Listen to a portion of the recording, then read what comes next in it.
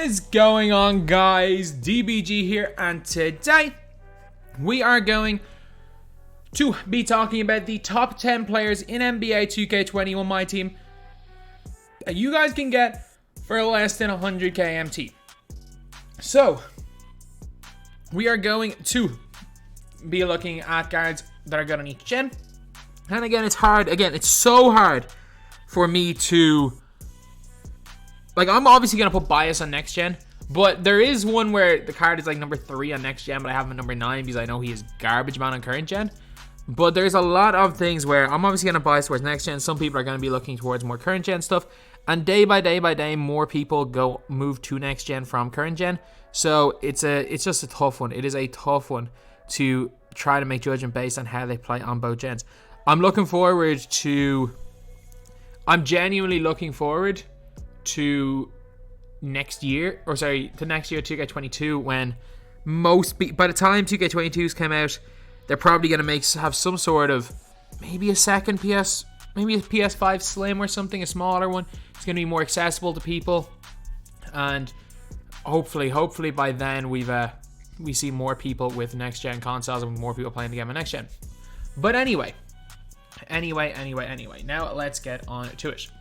So lads, this is the top 10 players for under 100k. Obviously 100k is the maximum buyout, so these are the best players in the game that you can get for a buyout.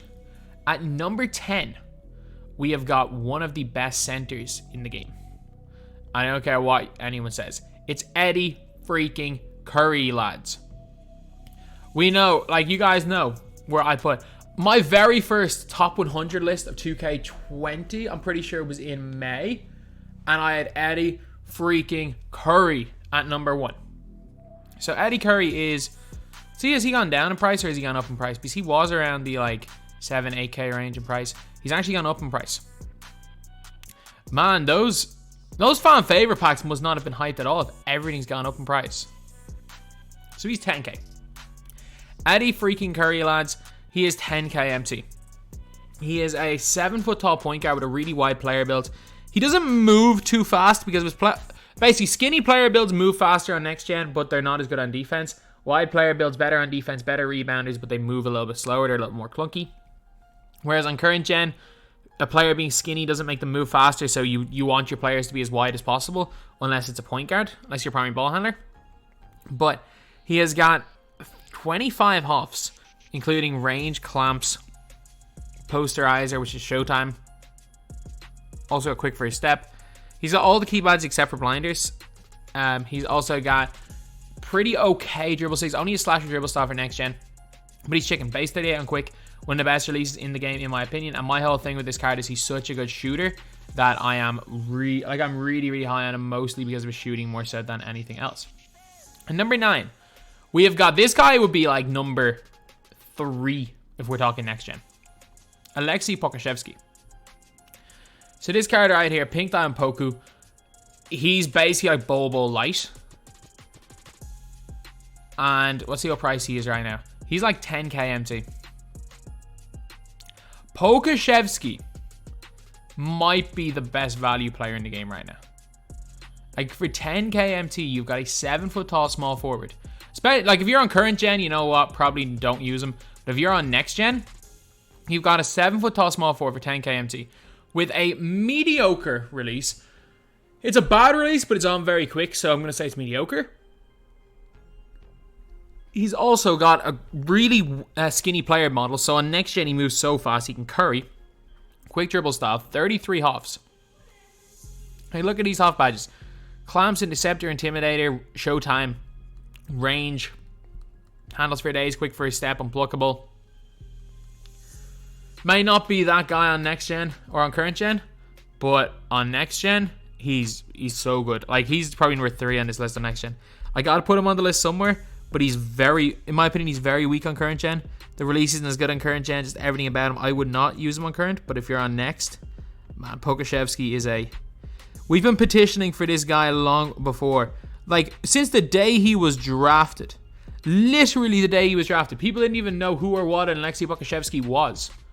Since the day he was drafted, we've been pushing for this guy. We have been pushing for this guy. We finally got him. But 90 driving dunk, good 3-ball, decent defense, good length, and really, really good speed. I'm telling you, his stats lie. 7 foot tall, small forward. Alexei Pokashevsky is in here at number 9. And number 8, we got a point guard. And it is from the out of position set. It is point guard Chris Webber. So Chris Webber is actually very, very low in price. He's actually gone up a little bit. He was like low 30s at one stage. And that was a steal for this guy. Like if you were getting this guy right here for the low 30s, and you were getting a steal. You were getting a steal. There was no way, unless there's packs that made $1 million him come out, that he'd be that much cheaper. But Webber, you're getting a 6'9" point guard. And on next gen, he can boost. On current gen, his dribble 6 aren't great. Sorry, on current gen, he can boost. On next gen, his dribble 6 aren't great. But I would play him at small. He's a really good small forward cone on next gen. Or he's a really good point guard cone. So if you want your point guard just to play a bunch of defense, and you run everything through a 2 guard, or a small forward, or a power forward, like, he would be one of my ideal point guards. Because, like, my dribbling, obviously I stupidly juiced up my bol, put Grinches on. I put Grinches on my bol. I put Hall of Fame blinders on my bol, and they only sold for like 140k, which is not good at all.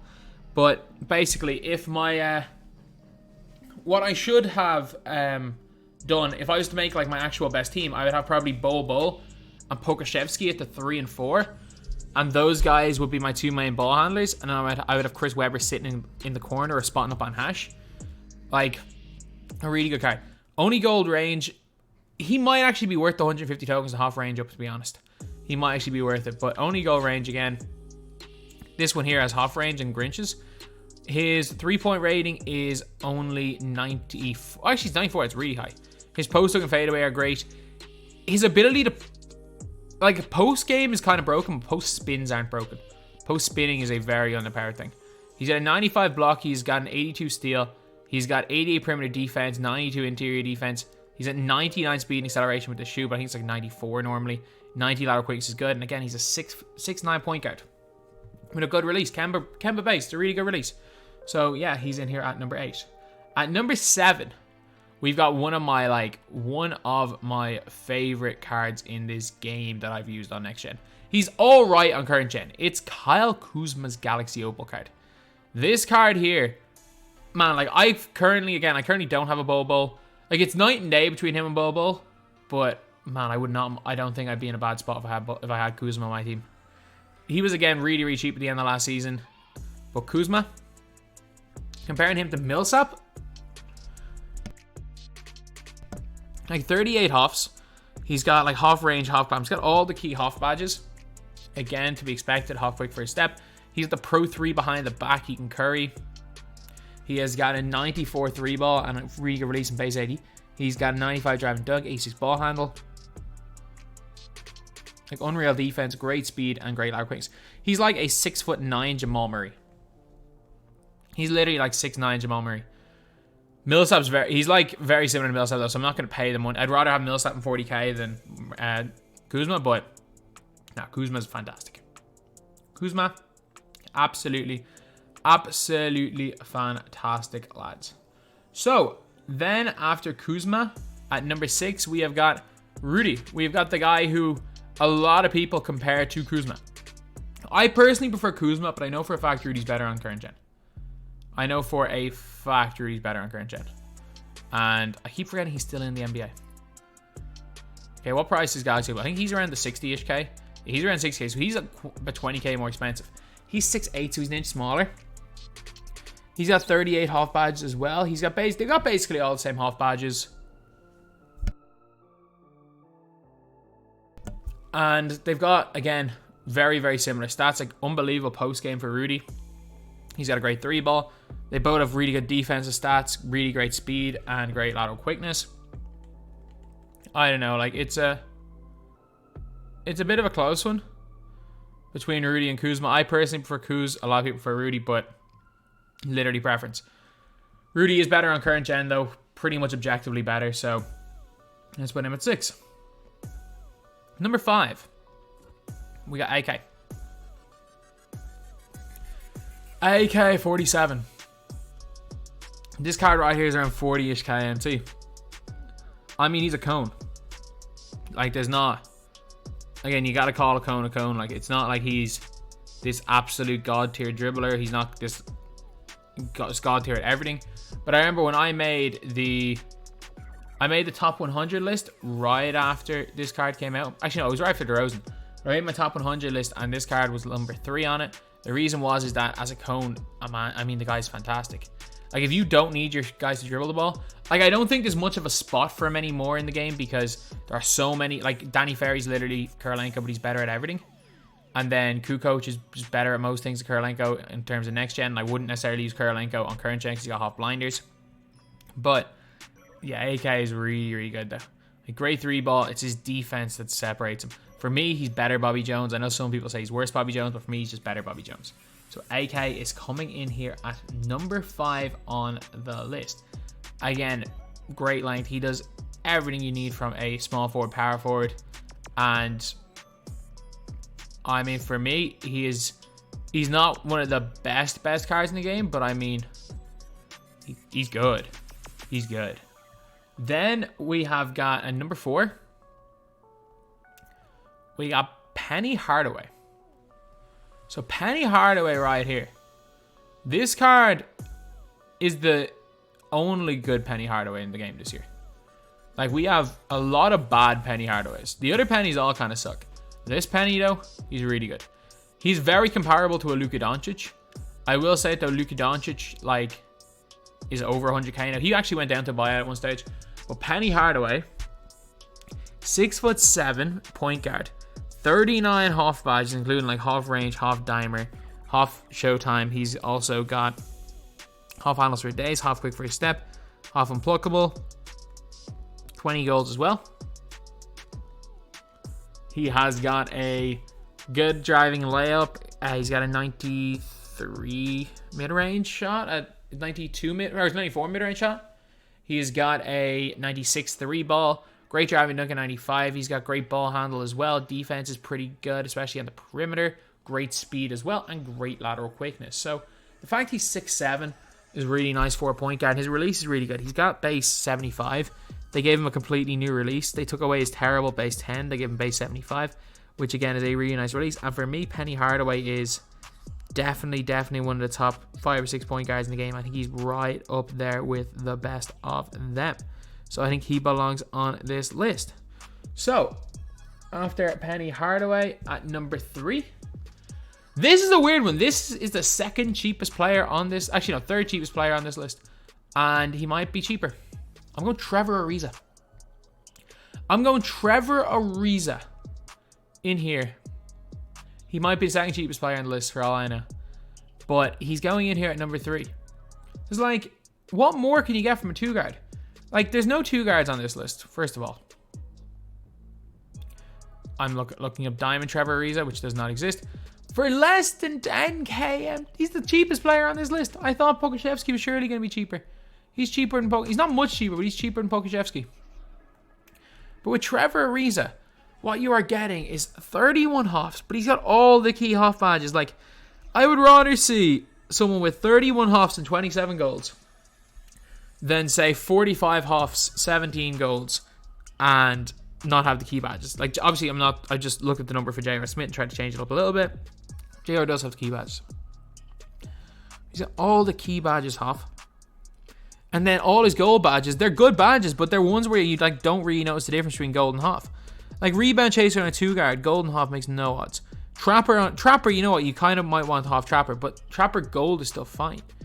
He's got so you got gold bailout. Again, anything about bronze, you're not going to notice the difference. Sniper as well, which is flexible. Yes, he doesn't have flexible, but like if you're green, you're green, and it doesn't matter on next gen.